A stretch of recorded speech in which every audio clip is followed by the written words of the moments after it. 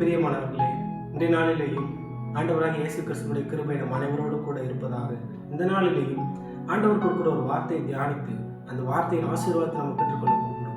சங்கீதங்களின் புஸ்தகம் 16வது அதிகாரம் 8ஆம் வசனத்தில் தாவீது இப்படி சொல்லுகிறார்: கர்த்தரை எப்பொழுதும் எனக்கு முன்பாக வைத்திருக்கிறேன், அவர் என் வலது பரிசத்தில் இருக்கிறபடியால் நான் அசைக்கப்படுவதில்லை என்று சொல்லி, இந்த இடத்துல தாவீது வைராக்கியமான ஒரு வார்த்தையை சொல்லுகிறத நம்ம வீட்டு வாசிக்கலாம்.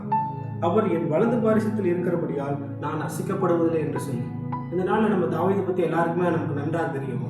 தாவீது எத்தகைய சூழ்நிலை மேற்கொண்டாரு, எவ்வளோ பெரிய ராஜாவை உயர்ந்தாரு, கர்த்தர் அவர் எப்படி ஆசீர்வதித்தார் சொல்லி நம்ம எல்லாருக்குமே தெரியும். ஆனால் இருந்தாலும் இந்த ஒரு வார்த்தையை மென்ஷன் பண்ணி அவர் சொல்றாரு, அவர் எனது வலது பரிசத்தில் இருக்கிறபடியால் நான் அசைக்கப்படுவதில்லை என்று சொல்லி. அவர் எப்படி இவ்வளோ வைராக்கியமாக இவ்வளோ விசுவாசமாக அந்த வார்த்தையை சொல்றாரு?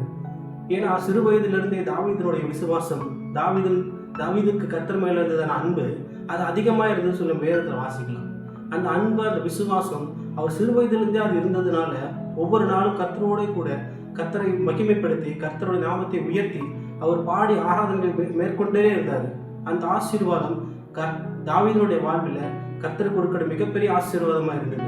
அதனால தன்னுடைய குடும்பங்களுக்குள்ளாக புறக்கணிக்கப்பட்டதா இருந்தாலும் கர்த்தர் அவரோட வலது பரிசத்தில் இருந்ததுனால அவர் சிங்கங்களை மேற்கொண்டார், கரடிகளை மேற்கொண்டார், இன்னுமாய் ஏளனமாய் பார்த்த தன்னுடைய சகோதரர்களை மேற்கொண்டார்.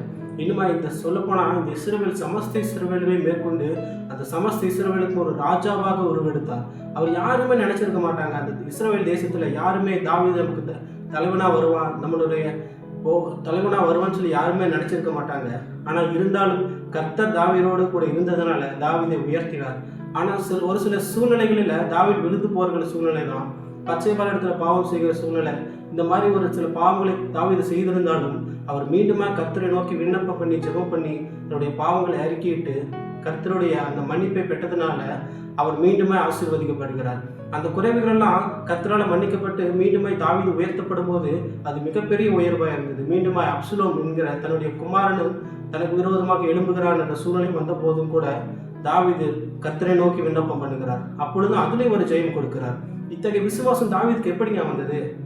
சிறு வயதிலிருந்தே கர்த்தரை துதித்து கர்த்தருடைய நாமத்தை மகிமைப்படுத்தி அவரையே தன்னுடைய சொந்த இரட்சகராக ஏற்றுக்கொண்டதுனால கர்த்தருக்கு இவ்வளவு பெரிய விசுவாசமும் இவ்வளவு பெரிய வைராக்கியமும் கர்த்தரே அவருக்கு கொடுத்திருக்கிறாருன்னு தான் சொல்லணும். இந்த நாளில் நம்ம எப்படிப்பட்ட விசுவாசத்தோடு இருக்கிறோம்?